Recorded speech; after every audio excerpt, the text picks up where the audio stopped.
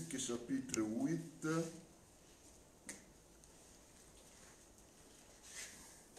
Verset 40.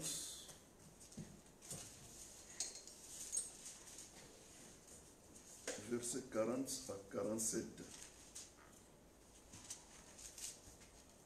La parole, Luc 8, 40 à 47.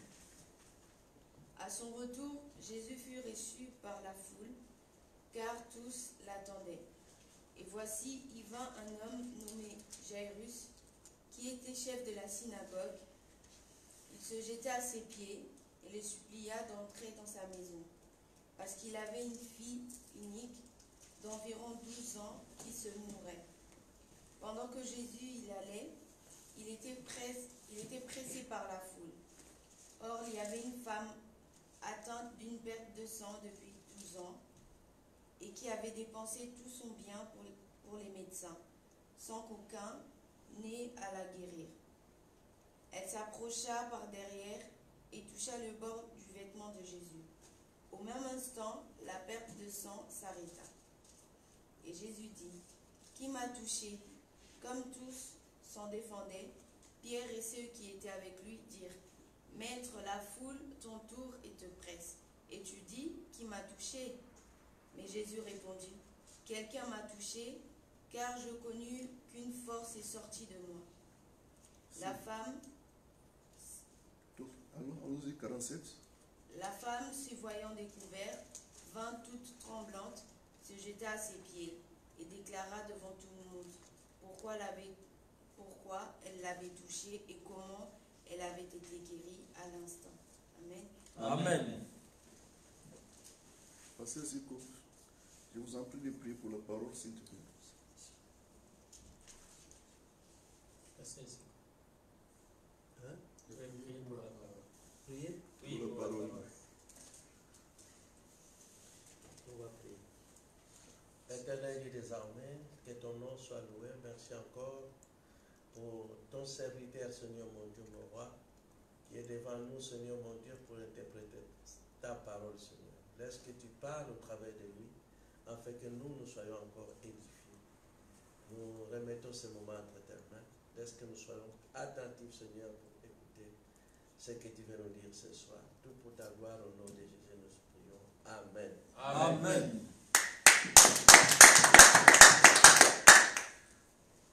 J'ai toujours des choses qui m'encouragent lorsque je lis ce passage-là. Amen. D'abord, on nous parle d'un homme qui était un chef de synagogue. Un chef de synagogue, c'est quelqu'un qui a la responsabilité dans une église. À l'époque, c'était les temples. Après les temples, il y avait des synagogues. Donc, les synagogues, c'est comme l'église, une grande église. Tout le monde allait là-bas pour apprendre ou bien pour louer leur Dieu. Le chef de synagogue, c'est quelqu'un vraiment qui avait la responsabilité. Il connaissait les 5 livres de Moïse. Il avait ça avec lui. Mais il y avait un problème. Il avait sa fille unique.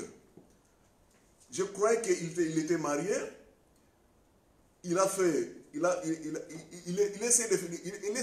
cherchait de faire des enfants. Mais il n'a pas pu avoir plusieurs enfants.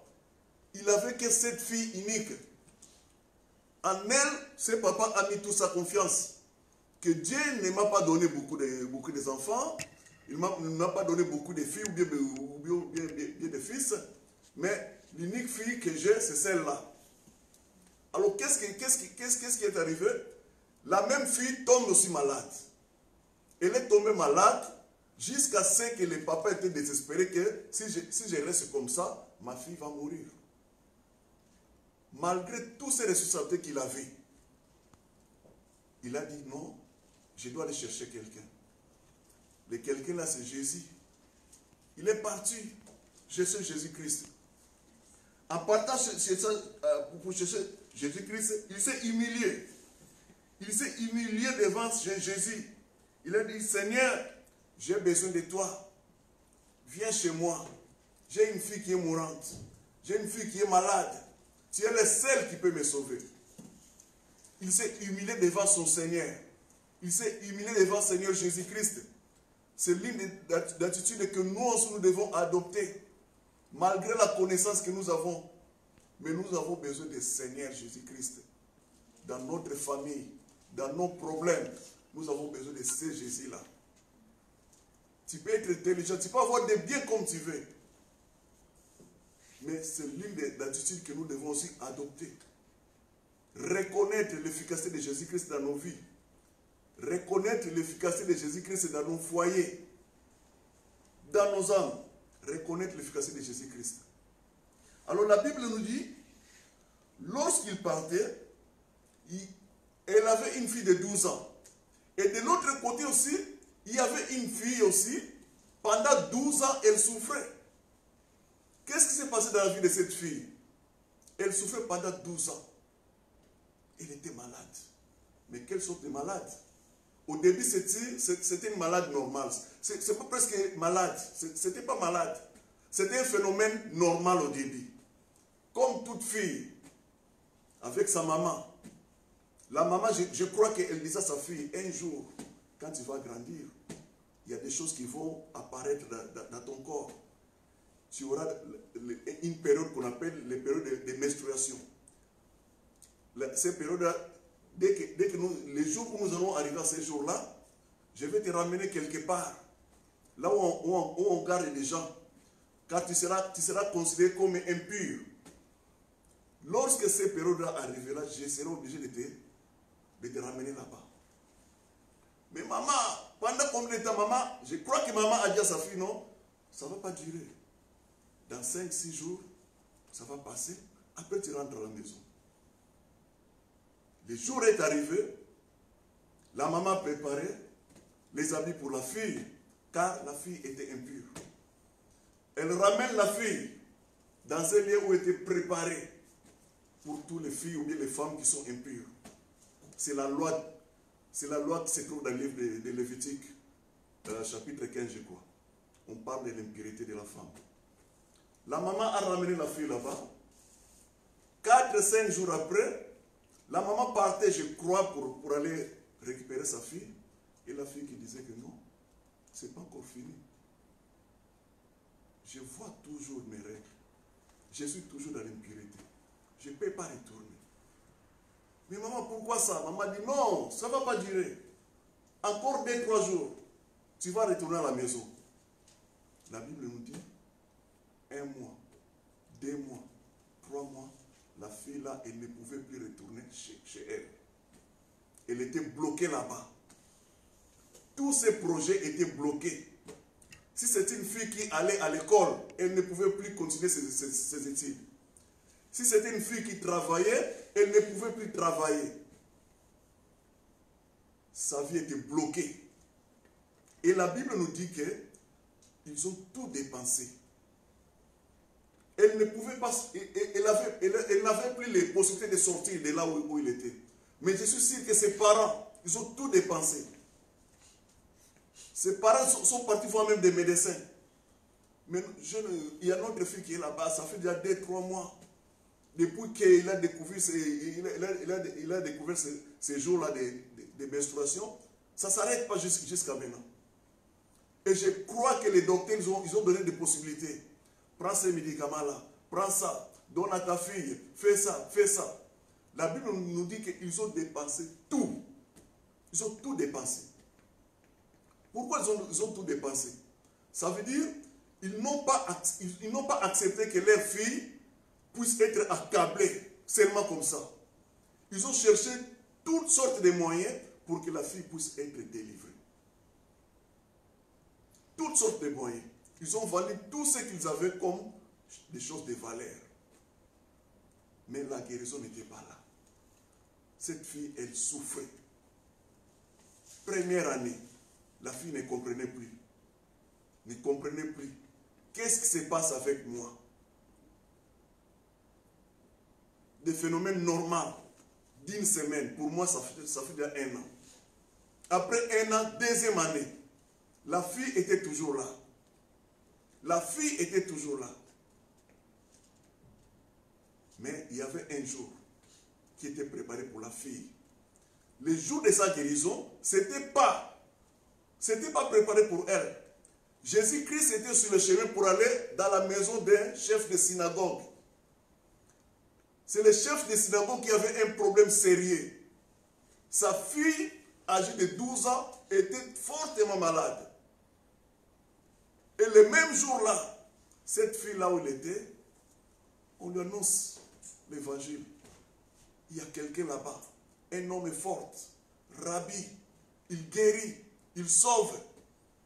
Il avait entendu parler de Jésus. Il a écouté, ils ont parlé de Jésus. Et il lui a annoncé que, comme nous sommes là, d'ici peu, il va passer. Il est en train d'aller chez quelqu'un. On lui a invité là-bas. Car la fille du chef de synagogue est malade. Cette fille, elle a pris le risque. Parce qu'elle avait l'interdiction d'aller là où se trouvent les gens. C'est interdit même qui s'approche avec les hommes. C'est interdit. Mais cette fille, elle a pris le risque. Elle a dit, si je reste ici, il n'y a pas de solution pour ma vie. Rester ici, il n'y a pas de solution. Je dois aller là où il parle qu'il peut me donner la solution. Je dois chercher l'homme qui donne la solution. C'est comme nous ici. C'est l'un des exemples que nous devons suivre. Quels que soient les problèmes que nous avons. Il y a des prières que nous avons faites. Tu fais une prière pendant 1 mois, 2 mois, 3 mois, 4 mois. Il y a des choses que toi tu espères. Mais tu ne les vois pas. Tu ne les vois pas. 1 an de prière. Il y a une chose que toi tu espères, tu ne les vois pas, tu ne les reçois pas. Tu ne les reçois pas. Mais tu ne peux pas abandonner. Tu ne peux pas abandonner. Amen. Car nous avons un avantage. On nous a déjà montré quelqu'un qui a la solution pour toutes les choses. Amen. Ça, c'est l'avantage pour nous. Amen. Et nous connaissons beaucoup de témoignages. Des gens qui étaient malades, des gens qui avaient des problèmes sérieux. Ils ont cherché Jésus-Christ et ils ont trouvé la solution. Amen. Pour nous, nous avons déjà l'avantage. Un autre avantage pour nous, il y a le Saint-Esprit en nous qui nous parle. Qui nous parle. Résister, prier, gêner. Il nous parle à travers de ses serviteurs. Le Saint-Esprit nous parle. Il nous fortifie de ne pas abandonner. Il nous fortifie. Cette fille a entendu parler de Jésus-Christ. Il a dit, je dois aller le chercher. L'histoire dit même que la fille là, elle était devenue maigre jusqu'à ce qu'elle pesait dans les 37 kilos. Quand je lisais ces livres-là, ils ont dit que lorsque la fille là suivait les troupes où Jésus-Christ était, il est tombé 7 fois. 7 fois il est tombé. Elle est tombée, pardon. Parce qu'il n'avait pas de force. Son corps est devenu trop faible. Quand je lisais ce livre, j'ai dit oui. Elle savait que moi, si je rencontre cet homme-là, je serai guéri. Amen. Elle avait la certitude. Amen. Elle a lutté pour qu'elle puisse être guérie. Elle a lutté. La fille est sortie. En partant, il y avait le risque. Si les gens les reconnaissaient dès le premier moment que cette fille-là, elle est impure, ils allaient les lapider avant qu'il arrive à Jésus-Christ. Ils allaient les tuer. Mais la fille s'est faufilée au milieu des gens. Elle s'est faufilée. Elle tombait. Elle se met debout. Elle allait toujours. Elle savait qu'au fond de son cœur, elle a dit que non, si j'arrive même à toucher seulement les pans de sa robe, je serai guéri. Amen. Si j'arrive à toucher seulement. Elle a combattu, elle a lutté, elle a lutté. Le Seigneur Jésus partait, elle marchait. La destination du Seigneur Jésus était pour aller à la maison du chef de synagogue. Mais la fille, elle vient pour arracher les bénédictions. Elle a arraché. La fille, elle vient. Elle touche les pannes du Seigneur Jésus-Christ. Lorsqu'elle touche, la Bible nous dit que le sang qui coulait s'arrêtait. Elle-même, elle a senti en lui-même que non, il y a quelque chose qui coulait en moi, mais elle s'arrête maintenant. Elle a senti ça. Et le maître aussi, notre maître, Seigneur Jésus-Christ, elle a aussi senti quelque chose. Qu'il y a quelque chose qui est sorti de moi. C'est Jésus-Christ qui commence à demander. Il il y a quelqu'un qui m'a touché. Il y a quelqu'un qui m'a touché. La foule était là. Les apôtres ont dit, mais Seigneur, de quoi tu parles? Il y a beaucoup de gens ici. Il y a beaucoup de gens ici. Ils sont en train de dire, toi tu parles que quelqu'un m'a touché. Le Seigneur a dit, je sais. Quelqu'un m'a touché. Parce qu'il y a une puissance qui est sortie de moi. Alors, lorsqu'ils ont trouvé la personne qui l'a touché, cette personne a commencé à confesser. Il a commencé à dire, à parler de sa souffrance, que ce n'est pas aujourd'hui que je souffre. Je souffre déjà, ça fait des années, des années. J'ai beaucoup souffert. Il n'y avait pas la guérison. J'ai tout gaspillé ce que j'avais. Il n'y avait pas la guérison. Mais on m'a parlé de cet homme-là, Jésus-Christ. On m'a parlé de lui. Et j'ai mis la foi en moi. Je me suis dit que non, en le suivant, en le cherchant, je vais trouver la guérison.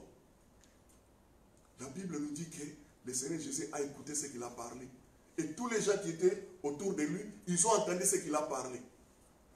Et il y a une autre chose qui est arrivée. Le Seigneur lui dit que ta foi t'a sauvé. Ça veut dire qu'il y a des choses qui se sont faites dans la vie de cette femme. D'abord, il y avait seulement le sang qui s'est arrêté. Mais elle n'était pas encore sauvée. Le sang s'est arrêté. Boum! Mais s'il s'est caché lorsque le Seigneur le cherchait, s'il s'est caché, ça veut dire qu'il devrait avoir un autre problème. La maladie est toujours là. Il s'est arrêté seulement. Ce n'était pas la guérison. Mais la guérison totale est venue lorsqu'il a parlé. Il a parlé publiquement. Lorsque les gens ont écouté qu'il parlait des témoignages, de ses souffrances, il a dit que je suis venu parce que je crois que cet homme peut me sauver. Ah, le Seigneur a prononcé le mot, ta foi t'a sauvé. Amen. Nous aussi, la seule chose qui peut nous sauver, c'est ça. Lorsque nous parlons de notre Seigneur, lorsque nous rendons témoignage de ce que Jésus-Christ a fait dans nos vies, c'est ça qui nous sauve. Tu peux être malade, tu viens. Le pasteur dit, mets-toi à genoux, ouais, on prie pour toi. La maladie peut s'arrêter. Il peut s'arrêter. Mais fais gaffe. Parce que s'arrêter, ce n'est pas la guérison. Ça peut s'arrêter. Mais la cause, si on ne cherche pas à savoir la cause de cette maladie-là, ça va continuer. Le mot de tête peut passer, le mot de ventre peut passer. Mais la racine, il faut qu'on sache. Tu souffres de quoi? Ça fait combien de temps que tu souffres? Ça a commencé comment? En relatant cela, cela va donner à l'homme qui t'écoute. Ça va lui donner quand même quelque chose pour savoir quel est le traitement que je peux donner à cet homme-là, ou bien à cette femme-là. Encourageons-nous de parler de Jésus-Christ. Amen. Encourageons-nous de témoigner de Jésus-Christ. Ce n'est pas bon de garder ce que Christ a fait dans nos vies ou bien dans nos milliers. Ce n'est pas bon de garder. Alors lorsqu'il marchait, comme il tardait beaucoup, il y a les gens qui sont venus voir les chefs de synagogue. Ils ont dit, oh, laisse le Seigneur en paix. La fille là, elle est déjà morte. Ta fille est déjà morte, ne vit plus. Tout est fini. Il y a des gens qui sont venus maintenant pour le décourager. C'est lui qui était venu pour chercher Jésus-Christ. Dans nos vies aussi courantes, là où nous sommes, malgré que nous sommes dans cette marche, nous venons à l'église, nous lisons la Bible, nous faisons ce que Christ fait, mais sache-le qu'il y a toujours des gens qui viendront pour te décourager. Amen. Le découragement viendra d'ici. Il y a toujours des gens qui te connaissent, des gens qui vivent avec toi, des gens qui sont avec toi à la maison. Parce que ces gens-là, ils étaient avec les chefs de synagogue à la maison. Ils sont venus voir leur chef pour dire que ce n'est pas la peine. Ta fille est déjà morte. Ce n'est pas la peine. Nous aussi, soyons prudents. Ton frère qui est à côté, ta soeur qui est à côté, elle peut ou bien il peut te décourager. Il y a des choses où toi tu espères déjà que non, Jésus-Christ, j'ai déjà donné ces problèmes à Jésus-Christ. Un jour, il y aura la solution. Mais il est capable de venir te dire que non, ce n'est pas la peine.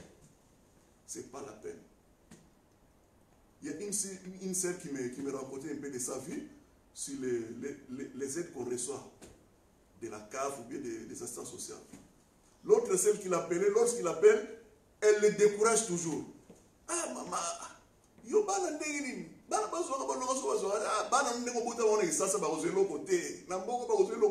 La sœur décourageait toujours l'autre. Mais la sœur me dit que maintenant, ce qui est arrivé, c'est le contraire. Les enfants sont nés à Kinshasa, mais c'est elle qui reçoit maintenant des allocations. L'autre est là, maintenant, elle n'arrive pas même à parler. Elle a fermé sa bouche. Parce qu'elle ne comprend pas que chacun ici dans ce pays, il a son dossier. Amen. Ça n'est pas des bureaux pour là où tu vas entrer. Amen. La grâce. Ouais. Chacun a sa grâce. Donc, celui qui est à côté de toi, fais gaffe, il peut te décourager sur ce chemin. Amen. Il peut te décourager. Jésus-Christ lui-même, en marchant avec ses disciples, il y a quelqu'un qui était derrière lui. Il a demandé à Seigneur, mais Seigneur, tu vois bien qu'ils ne veulent pas de toi, ils n'acceptent pas la parole. Est-ce qu'on ne peut pas prier pour envoyer les feux là-bas? Ce n'était pas le but de Seigneur Jésus-Christ sur la terre. Son but était venu pour nous réconcilier avec notre Dieu et pour nous sauver. Mais quelqu'un maintenant qui est derrière lui qui dit que si c'est possible, nous allons envoyer du feu là-bas. Soyons prudents. Soyons prudents. Il y a beaucoup d'églises, même aujourd'hui, lorsqu'ils prient, elles prient que le feu. Moto, c'est bien, mais tu envoies le feu pour détruire les œuvres ou bien pour détruire les hommes qu'il le faut. Si c'est pour détruire les hommes, mais c'est le risque qu'un jour on va décéder personne ici sur la terre. Hein. C'est le risque. Aujourd'hui, moi je viens, bon, comme toi tu ne m'aimes pas, moi je vais prier à mon Dieu. Allez, Dieu, envoie le feu. Envoie le feu. Maman Liné joue avec moi, envoie le feu au nom de Jésus. Boum. Et maman Lina aussi, si le feu là, s'il n'est pas vraiment brisé, demain on va prier contre moi. Feu contre feu, feu contre feu. Désordre. Ah ouais, c'est le désordre total. Ce n'est pas mauvais. Tu peux envoyer le feu, mais envoie le feu pour briser les œuvres du diable qui se trouvent chez les frères ou bien c'est la sœur. Les œuvres pour briser, oui. Mais l'être humain, on a besoin de cet être humain là-bas. Amen, amen. Qui puisse se convertir, témoigner de Jésus-Christ un jour. Amen. Gloire à Jésus. Soyons toujours prudents. Amen. Sur ce chemin où nous avons choisi Christ comme notre sauveur. Jésus-Christ a vu que non, ils ont découragé l'homme qui était avec lui. Il a dit, mais c'est pas pour rien que moi j'ai quitté là où j'étais pour aller chez lui. Maintenant, arrivé ici sur le chemin, on les décourage. Il a dit, je t'avais dit, crois seulement. Il a dit, je t'avais dit, crois seulement. Hein? Toi, tu es venu à moi, tu m'as expliqué ton problème. Maintenant, on te décourage, mais moi, je t'avais dit, crois seulement. Tu me suis. Ils sont partis. Ils sont partis. Arrivés là-bas, la Bible dit que lorsque le Seigneur Jésus-Christ entre à la maison, il a dit, arrêtez de pleurer parce qu'elle dort. Ah! Et les gens qui étaient là se moquaient de lui. Les gens se moquaient de lui, ils se disent, mais regarde les aventuriers aussi. Nous sommes là, nous avons fait des tests pour voir s'il est toujours vivant. Mais nous avons compris qu'il est déjà mort. On va lire le verset. Ouais. 8,50. Mais Jésus ayant entendu cela dit au chef de la synagogue, ne crains pas, crois seulement, et elle sera sauvée. Lorsqu'il fit arriver à la maison, il ne permit à personne d'entrer avec lui, si ce n'est qu'à Pierre, Jean et à Jacques, et au père et à la mère de l'enfant. Tous pleuraient et se lamentaient sur elle. Alors Jésus dit, ne pleure pas, elle n'est pas morte, mais elle dort. 53. Et ils se moquaient de lui, sachant qu'elles étaient mortes. Mais il la saisit par la main et dit d'une voix forte, enfant, lève-toi. Et son esprit revint, et elle, en l'instant, elle se leva, et Jésus ordonna qu'on lui donne à manger. 55 aussi, c'est mieux. 56. 56. Les parents de la jeune fille firent dans l'étonnement, et il leur recommanda de ne dire à personne ce qui était arrivé. Amen. Amen. Vous voyez, on a découragé l'homme, mais Seigneur Jésus-Christ était arrivé et a dit, je t'avais dit dès le début, crois seulement, si tu crois, tu verras la gloire de Dieu. Ils sont partis, arrivés là-bas, ils entrent. En entrant, il y avait toujours les gens aussi qui se moquaient de lui. On dit, mais il est déjà mort, qu'est-ce que tu peux faire là? Il a dit, sortez-vous tous. Il a fait sortir tous. Tout le monde était dehors. Ils sont restés là-bas. Lui, Jean, Pierre et Jacques. et Les parents. les parents. Seigneur Jésus a fait une prière d'autorité. Il a réclamé l'âme. Il a réclamé l'esprit. Que cet esprit retourne. Et l'enfant s'est mis debout. Lorsque l'enfant s'est mis debout, la Bible nous dit qu'ils étaient tous étonnés. Ils étaient tous étonnés. Mais les choses étonnantes, Seigneur Jésus a dit, ne parlez pas ça, ne publiez pas ça. Que ça reste entre nous. Il ne faut pas les publier. Mais aujourd'hui, on parle ça partout dans le monde. On parle ça partout dans le monde. Amen. Donc la bonne nouvelle, on ne peut pas les garder. C'est la bonne nouvelle, c'est un témoignage. C'est un témoignage. Jusqu'à présent, je comprends pourquoi le Seigneur a dit de ne pas les publier. Je comprends pourquoi. Mais une chose que je peux dire, que peut-être que le temps n'était pas encore arrivé pour que ces messages puissent être publiés. C'était la parole de Dieu. Un beau témoignage. Ça fortifie les gens. Aujourd'hui, on parle de cette fille partout. Et on parle de cette chef de synagogue partout dans le monde. Parce que c'est quelqu'un qui est parti en s'humiliant. Il s'est humilié devant notre Seigneur Jésus-Christ pour demander sa faveur. Quels que soient nos postes que nous occupons ici à l'église, quelle que soit l'élévation que nous avons ici à l'église, mais n'oublions pas de nous humilier devant notre Seigneur. N'oubliez pas de nous prosterner devant notre Seigneur. Amen. Alléluia. Amen. C'est le paix que j'avais pour nous aujourd'hui. Que notre Seigneur nous bénisse. Amen. Acclame le Seigneur. Alléluia. Amen. Comment ne pas te louer? Comment ne pas te louer? Comment ne pas te louer? Seigneur Jésus, comment et pourquoi? Comment ne pas te louer? Comment ne pas te louer? Pour la guérison, pour la parole. Comment ne pas te louer? Seigneur Jésus. Amen, hein? Amen. Gloire à Dieu. Amen, amen. Amen. C'est ça qu'on voit souvent quand on dit que bon, on doit te prévenir. C'est ça le fond. Quand on voit que quand quelqu'un aime la parole, il médite la parole, on peut l'appeler à tout moment. Quand il se met debout avec l'assistance du Saint-Esprit, tu vois que le fond est là. Amen. Alléluia. Amen. C'est pour ça que vous voyez que j'ai dit que ce mois de décembre là, tout le monde soit prêt. Les bien-aimés, parce qu'il y a beaucoup de bien-aimés. On voit maintenant, les gens, quand tu dis que tu vas prêcher le dimanche, il va maintenant sur l'internet pour chercher des prédications. Amen. Hein? Amen. C'est pour ça qu'on dit que bon, on va aller dans ces petits rythmes là, dans ces systèmes là, ça ne va pas durer longtemps. Qu'on voit le fond, lire la Bible, prier, méditer. Amen. Hein? Amen. Ouais, donc lui, il vient dire, mais je ne t'ai pas préparé, mais le Saint-Esprit savait déjà. Amen. Hein? Amen. Il y a des pépites dans cette prédication-là. Quand je dis des pépites, il y a d'autres matières. Quand j'ai suivi pasteur Marcelo aujourd'hui, là, il m'a dit, un enfant de Dieu qui est vraiment converti, quand il est né de nouveau, quand il vient à l'église, n'attend pas seulement que les prédicateurs qui prêchent te disent tout. Il a dit, je peux prêcher ici, là, ce que je parle, mais ne dites pas d'autres choses en même temps. Un enfant de Dieu est enseigné par le Saint-Esprit. Il m'a dit, n'attends pas quand tu fais l'église que non, donc là, vraiment, je vais tout à la bouche du prédicateur. Amen, hein? Amen. J'ai dit, je suis ça quand j'ai roulé dans la voiture. Il m'a dit, le Saint-Esprit, il a dit, là que je prêche là, quand je prêche là, les manières que le Saint-Esprit te donne la révélation, ça me dépasse même si tu me les révèles. Moi aussi je vais apprendre. Amen. Hein? Amen. Donc quand tu viens à l'église, écouter la parole de Dieu, n'attends pas seulement que les prédicateurs qui sont devant là va te donner toutes les réponses que toi tu te proposes. C'est le Saint-Esprit qui est le meilleur enseignant. Moi, c'est ce qu'on te donne là. Il y a des pépites qui sont dedans là. Amen. Hein?